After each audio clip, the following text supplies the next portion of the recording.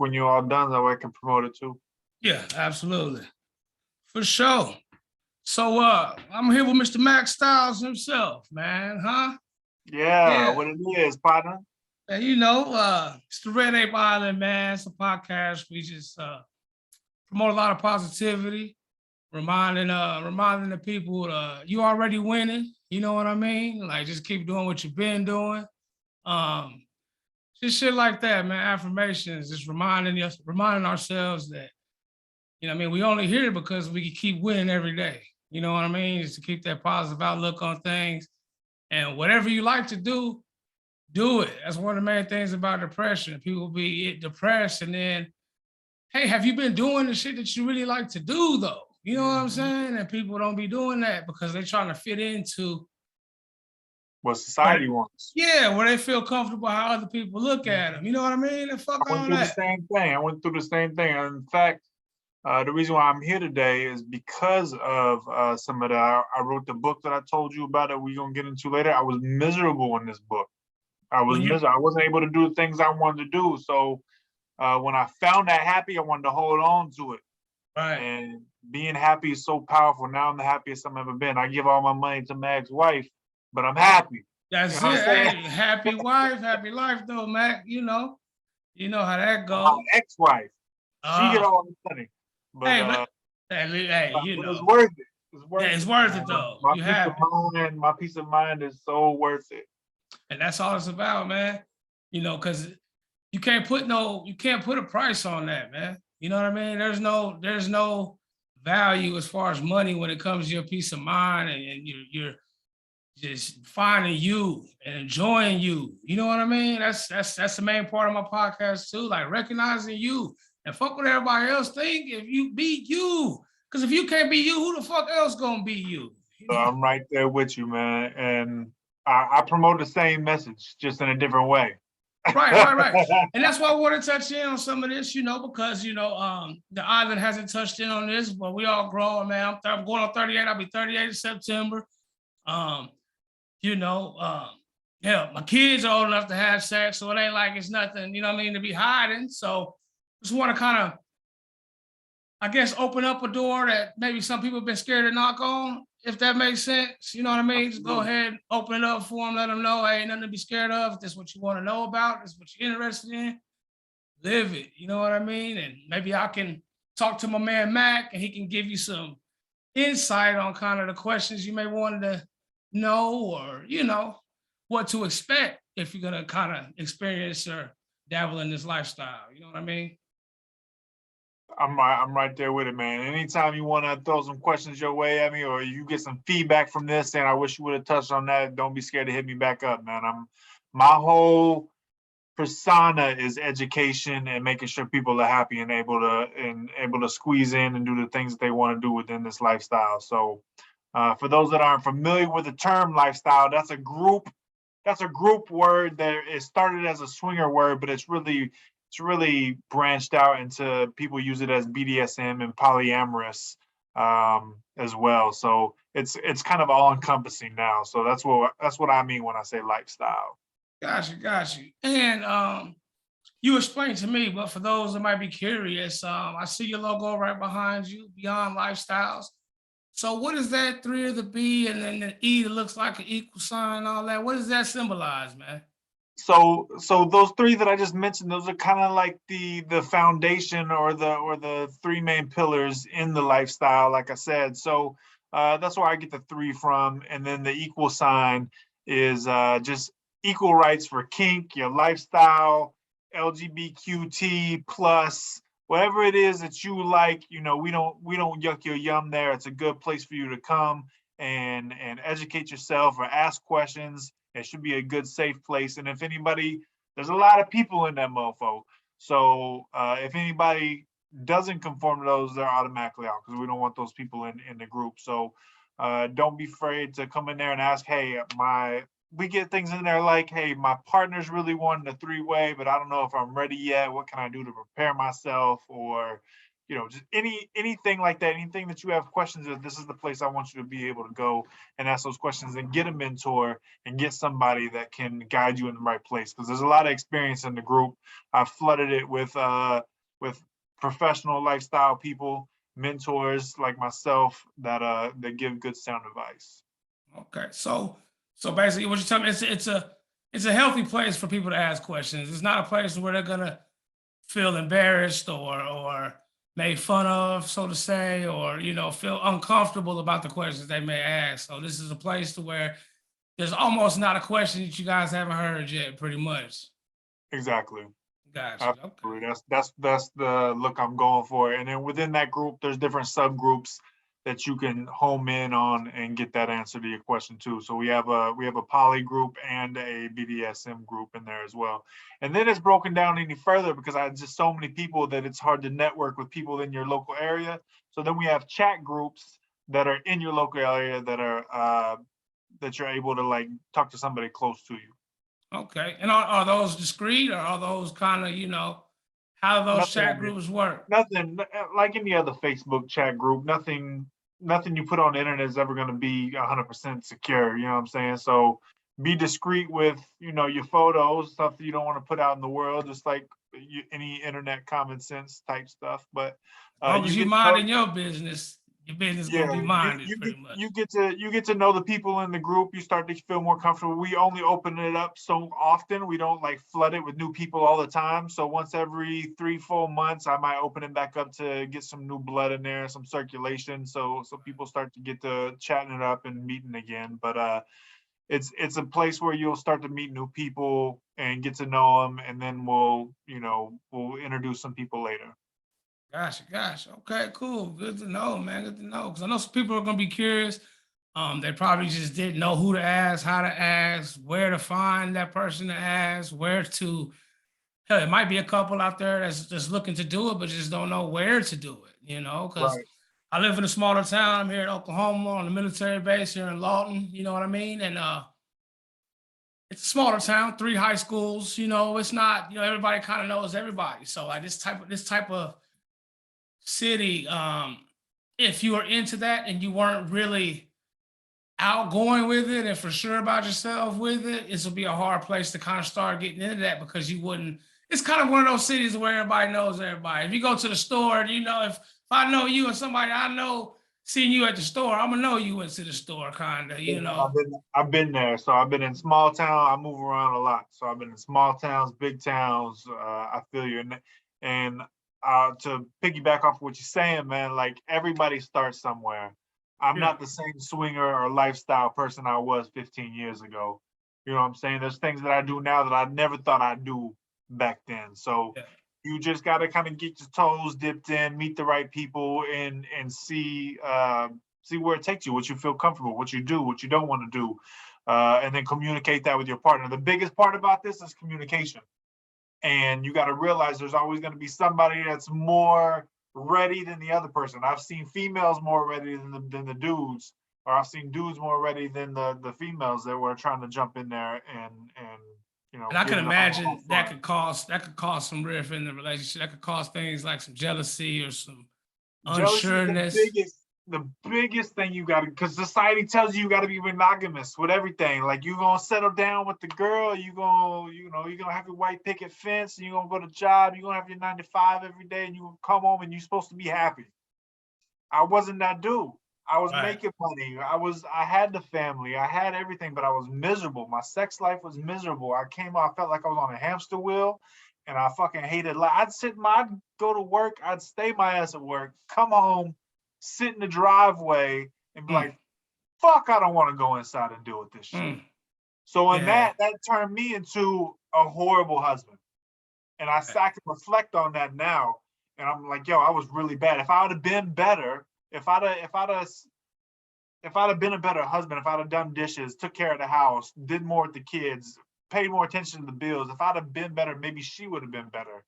Right. But Right. Right. I Right. wasn't sacrificing because I was miserable. I wasn't in the right state of mind to do all that shit. And she wasn't going to do it because she wasn't being satisfied mentally or physically or anything. We were having sex, but it was so boring and monotonous. So, Yeah, I uh, hear you. you know, you And gotta, because that was it the lack of communication? You being open to what you wanted to do, or was it no, just you didn't give a fuck and you were just it kind was of living your own wrong. life?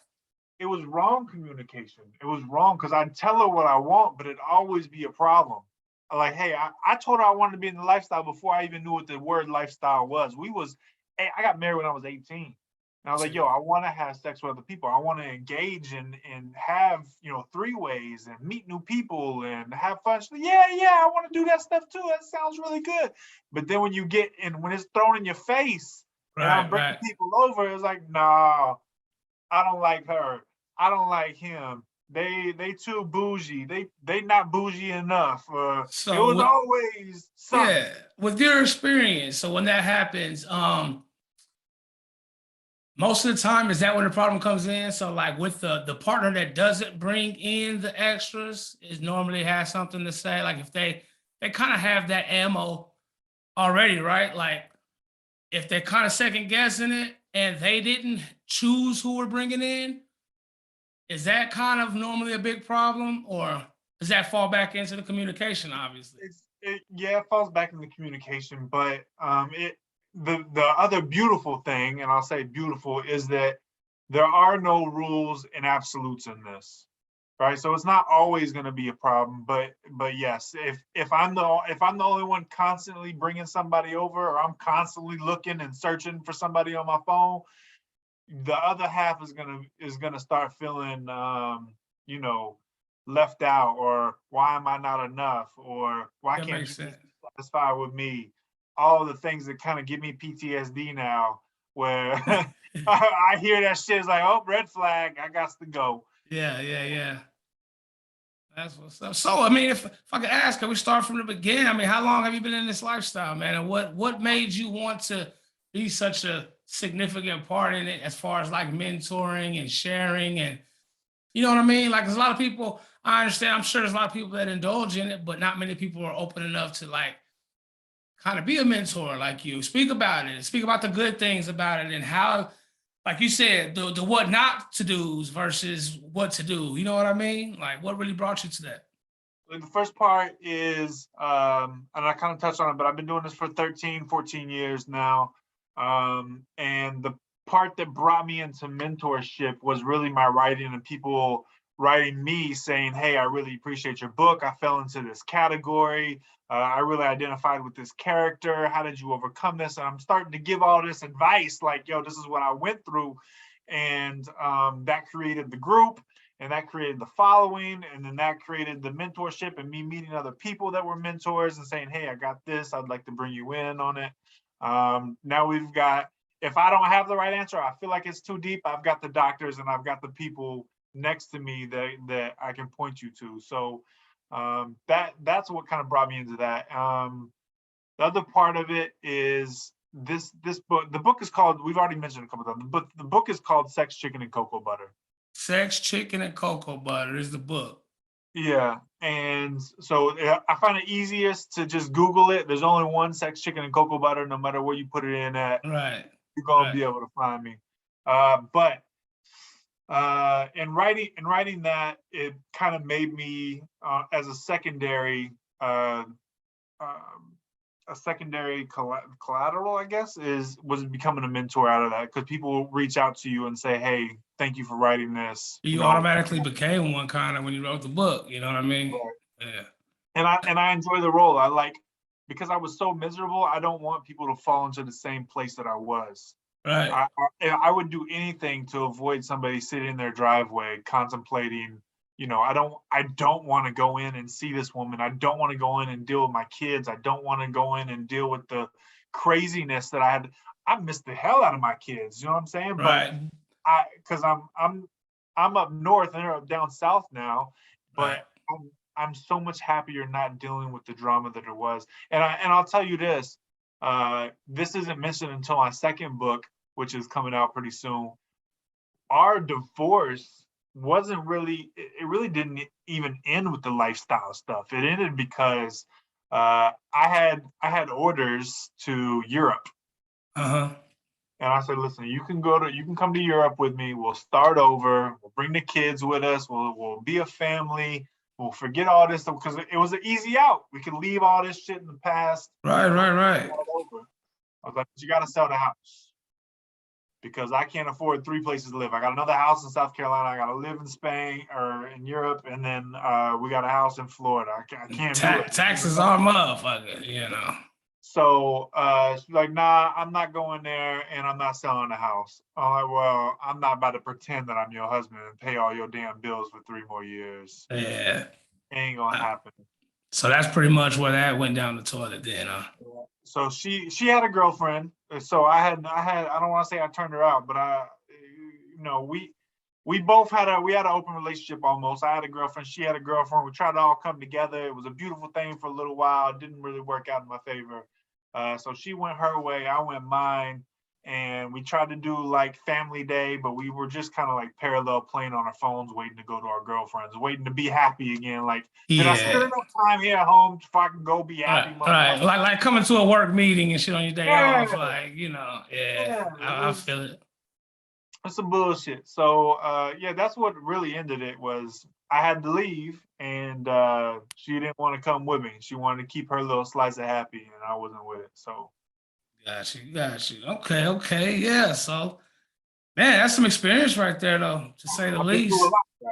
Yeah, to say the least. To say the least, man, that's some experience. So, I asked a question. I got a few more, but I'm gonna jump to a female perspective. I got a couple questions from a female friend of mine.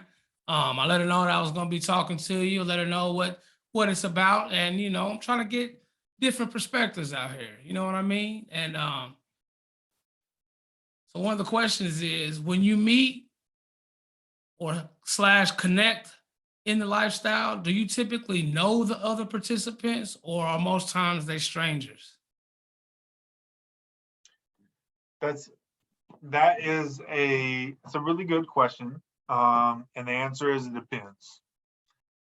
There's parties with 500, 300 people there. Those are going to be strangers. You meet up with them one day. It can be as simple as, you're chopping it up and then, hey, you guys want to go to the room? Yeah, let's go. Or it can be, you create those relationships and people, and we're pretty open about being in it. So once they know and they find us, they're, we create those friendships or whatever. Right. So it's a mixture of both, to be honest with you. So I've had a lot of fun at parties. I've had a lot of sex with a lot of people, and I got to tell you, I couldn't name names. I hear you.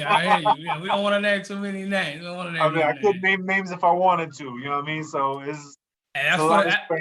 that's down the road, man. That's for the they gotta pay for them. They gotta pay for that access. You know what I'm saying? It's down the road. Oh, so I got a couple more. So if somebody like you, compared to the average person in this lifestyle, how frequently are you engaging in the lifestyle? Just say, like, you're in your normal relationship, you live with your significant other. We're not counting that. Like, as far as so say you once a week, twice a week. How often do I do events? How often do I hold parties? It's probably a little different for me because I host events. Excuse me. I host events and I have to make appearances at other people's events to network and sell my book and, make sure I show support to the people who supported me. So I might be a little high on the spectrum. Yeah. For me, it's almost an every weekend thing or every other weekend thing. But for normal like couples, I mostly see people doing once a month, once every, maybe once every 3 weeks or so like that. Okay. That's pretty standard. Okay. And that's normally, I'm guessing, that would be couples, just kind of, like I was talking to someone earlier about it, and I was guessing, like, a lot of people do this? Like, a lot of the couples, are they doing it to keep the relationship healthy, to keep it like maybe not so much that they're both into that, but one or both made an agreement, like, hey, to keep our relationship healthy and to keep each other from having the urge to step out or whatever, Is that or do people come into lifestyle for that reason? If they do, I will say that it's not going to last long. If they're That's not healthy. it's not healthy. If they're doing it for, if you come with me, I won't cheat on you. If they're holding those like this for that options out there, then it's not a healthy relationship. I will say people do it like that, but it's the right way is to find somebody who wants to be able to grow with you and experience those things with you. You're gonna see, I'll give you the audio book after this too, because I got some links for audio books. And if you want to give it out to one of your people, I'll give you 2 links so you can give it out to maybe do a contest or something for yourself. For sure. I'm gonna buy your book too, though, by the way. So my situation happened was I was really interested in it. My wife wasn't. She got really competitive when I found a girlfriend. I was like, yo, she's down. She's doing everything I want her to do. I'm taking her to events. I'm having fun with her. I've really got my happy now. Go ahead. When you say competitive, I don't mean to cut you off. Like, what exactly do you mean by when she got competitive? I'm about to tell you right now. I found my girl, and I was really super happy over here. My wifey was really she was jealous. She knew I was stepping out. I basically told her. So she started setting up all these events. She started finding couples. She started finding girls. She started doing everything I wanted her to do a year ago. Now she's fucking doing. Because she don't want to lose me, but she also don't want this new girl. We went through so much. She's like, you can have any girl in the world except for her. I don't want you to have her. So that started all the competitiveness. But she was doing it for me. She was doing it to keep me happy. And so when I would do it and she would see it, it would be a complete disaster. Wow. Yeah, I can imagine. So we would go out to these events and she would do it to keep me happy or to keep me from not stepping out on her. But behind the scenes, it was a complete fucking, we were miserable. I was even more miserable. Even though I'm doing everything I want to do, it's not worth it because my partner isn't enjoying it with me. She's not wanting to participate. So now I go home and I got 3 weeks of drama I got to deal with because I had sex with one other person. Yeah. And she allowed, she told me it was okay, but now she saw it and it's a whole nother different fucking story. Yeah. It's kind of like ammo, man. It's kind of like held ammo, like. So the right way is, and this is my advice for people that want to go to these events. Go see it for the first time, talk about it, and if you tell your husband that, or you tell your wife or your partner that, hey, it's okay for you to do that, and then if you start to feel uncomfortable, just tap them on the shoulder, hey, let's go, or something.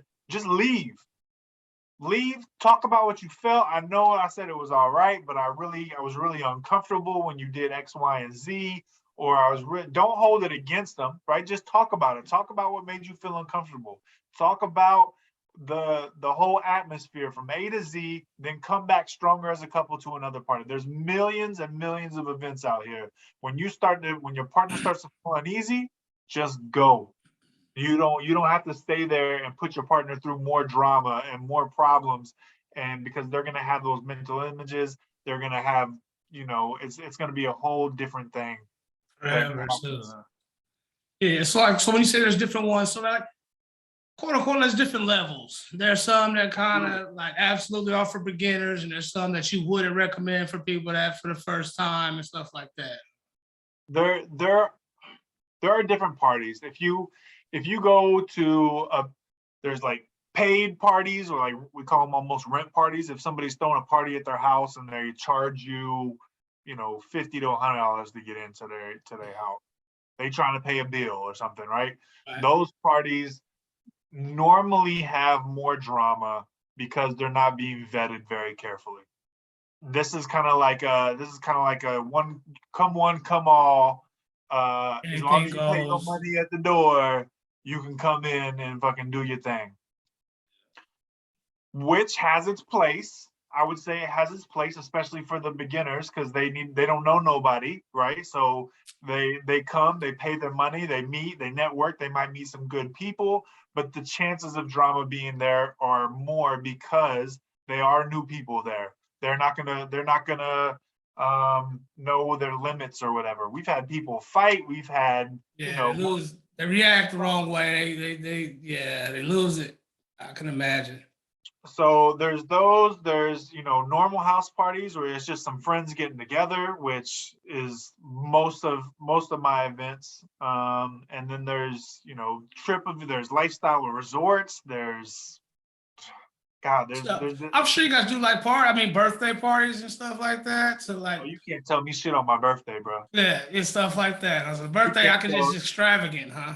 you can't tell Max shit on his motherfucking birthday. I can Goddamn. imagine, man. I can imagine.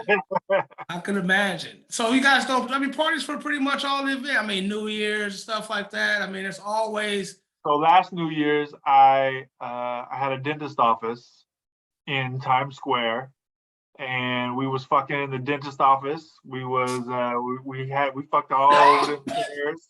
We Damn. but I mean, if you saw Times Square was damn near shut down, man. Yeah. We had you know police access into the building and everything. We was right there. We could have reached out and touched the ball and shit. It was awesome. Yeah, sounds dope. So you guys you keep it pretty professional. You guys have security and something to say, or everybody's pretty much familiar most of the time. So it depends on the party. I've had security at my parties before. This was when I was hosting in Jacksonville. I'm up north now a little bit in the New Jersey, New York, Philly area. My parties here have been pretty low key as I'm still pretty new up here. So gotcha. it's been some friends that I haven't had a need for security, but those parties where it's like come one, come all events, I do have security in there because I can't be everywhere. Understood. So man, yeah. So to kind of wrap this back around for just to get maybe a top 3 questions, and you maybe already answered, but just a short, rerun through. Like, so as you were just saying about the different type of parties. So if I'm a first time person, hey, I haven't even brought it up to my girl yet. Do I go behind her back and go check it out on my own? Do I ask you, how do I talk to her and then talk to her? Or do I just talk to her on my own? What do you suggest a man do if he's curious about it but doesn't know how to bring it to his girl or Definitely, find out about it? I would tell you anything that happens in the dark comes to light. Anything that you do, and if you ever go to an event by yourself without telling your old lady, she gonna know whether she got that timestamp on your ass. Hmm. All right, don't do that. Don't lie to her because then it's not your partner no more. Now it's just somebody you're cheating with. All right. So you want a partner in this. You want somebody that is gonna grow with you and be like, hey. And if you go to talk to them, you don't have to throw out the hey, this is a big fuck party, like everybody's gonna be fuck, because 90% of the time, not everybody's fucking all the damn time. This is a normal party with adult activities. All right. So Gotcha. we're dancing, we're having a good time. There might be somebody naked in the house. Is just a normal thing. So you can go and not do nothing. Be like, hey, baby, I just want to go and see what it's about. We don't Just have to enjoy do the it. environment, so to say. Yeah, I just want to enjoy the environment, meet the people, see if it's something that we're into, and just get your toes wet. Just don't Yeah. throw it on them like, hey, we're gonna go and we're gonna fuck all these people. It's gonna be a huge orgy. Because 9 times out of 10, it's not how it is. Now I've been to those, and it's a great fucking time. But I've had that communication, and my old lady knows what the deal is. You know what I'm saying? See, I would imagine. So you wouldn't recommend somebody going for their first time to go to an all-out orgy party, right? Or You don't know. You don't ever know when that's going to be. That could be. It could be a slow night or it could be an all-out orgy. yeah, You don't know what it's going to be. It depends on the people. It depends on the groups that are there, and how many people already know each other. You never know. But most of the parties that you'll go to will be a social event with adult activities going on. The hotel takeovers, most things happen behind closed doors. okay, There's a lot of doors that are open, but you network with people, you talk to people, you bring people in that, hey, we're going to meet in this room at this time or whatever. So hotel takeovers are a lot of fun. but there's a lot of networking and talking that goes on beforehand downstairs in the what is it, the event area, whatever they got. Yeah, like the lobby or whatnot. Yeah. Yeah, So you gotta kind of be in the know. So that way it's not just anybody coming in and out. You gotta kind of get a some code doors word are or open. something. Some doors are open. Some people leave the doors open. You can come and go as you please. They'll have like the fourth floor is a all door open floor or something. You Oh, come and go okay. as you please. But my advice is to talk to your partner. Don't sell it as an orgy fest. Sell it as I want to go and experience the vibe. I want to, just see what it's about, meet new people. And that is the best way I would try to sell it to somebody. Word up, man. Word up. Yeah. Well, shit. Same thing with a female, pretty much. I mean, it goes both ways, huh? Goes both ways, huh? But I mean, there has to be a Take it a lot different. harder. If the girls want to do it, the dudes take it a lot harder. I was gonna say that there has to be a different dynamic when a woman comes to the man with it. No dude likes to see their woman being I want to say no dude because I've been doing this long enough where there's a lot of dudes that do. Yeah. But most monogamous type relationships, no guy wants to see his old lady ran through because they think of, because society tells you, if you fuck a whole bunch of girls, then you the motherfucking man. But if she fucks a whole bunch of dudes, then she's a fucking hoe. Yeah. So you got to kind of get over that stigma and know that you have to get enjoyment knowing that your old lady's happy. She has to do the same thing. She has to know that she's allowing you to get pleased by those other people. Your happiness is because I'm allowing it. Your happiness is because I'm here with you and we're doing this together. So you've kind of got to build that mind frame of if she's having sex over there, she's enjoying it. Good for her. Go, baby. Get it. Yeah. You know what I mean? You gotta be in that mind frame of having a good time. She's happy. I'm happy. I'm over here doing my thing. She's doing her thing. It's just, but it's not automatically gonna come. That's why you gotta kind of dip your toes in and figure out where you fit in. Yeah, for sure, man. That's pretty much the questions. I mean, I had. You didn't know this podcast was gonna go this way, did you, man? No, I did not at all, man. But I need that. It's much needed, man. Like I said, man, we're gonna have to set some stuff up, man, because we can set up some stuff, man. We'll talk on the behind stage, and we'll set some stuff up for sure, man. So what you want to plug, Mac? What you want some people to hear, man, before we get off of here? Like obviously, we got the book out. Let us know where to find you at, where to get the book, all that type of stuff, man. The book is probably the most. That's the start to my intro into the lifestyle, and it is not a how-to book. It's a how not to book because I made a lot of mistakes and I ruined a lot of people's. I don't want to say ruined a lot of people's lives, but I touched a lot of people in the wrong fucking way because I was more concerned with my own happiness. And I can look back and see what an idiot I was. So Sex, Chicken, and Cocoa Butter, it's easier to find it on Google. Just search it. There's the audio book, there's the ebook, and the paperback book. So if you don't like to read, you can just listen to it. We're on Instagram, just beyond.lifestyles, and our Facebook group is groups beyond.lifestyles as well, or beyond lifestyles. So those are the most important things. If you're interested, or if you just want to reach out to somebody to get some mentorship or education to have more questions specifically about that. For sure, man. I'll put the links in this when we post it and everything, so people can, get in touch with you if they need to. So that way they can let themselves be free and be who they are. You know what I mean? And figure out how to do it. And so when we're gonna get the Mac back on the island again, man? Talk to me. Get the Mac on the what? Get back on the island, man. The Red Ape Island. That's my podcast. So when we gonna get the Mac back on the island, man? Oh yes, set me back up, man. I'll do it tomorrow. If you want to, come with a whole list of new questions. I got you. Yeah, man. Ain't enough questions. I'm telling you, ain't enough questions. So yeah, we're gonna see you again, man, soon, tomorrow, and the next day maybe. But for sure, man.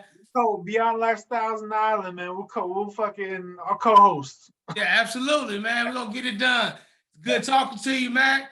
This has been All right, legendary. We're gonna have to do it again and keep doing it, baby. I'm gonna holla at you. be good. All right, peace.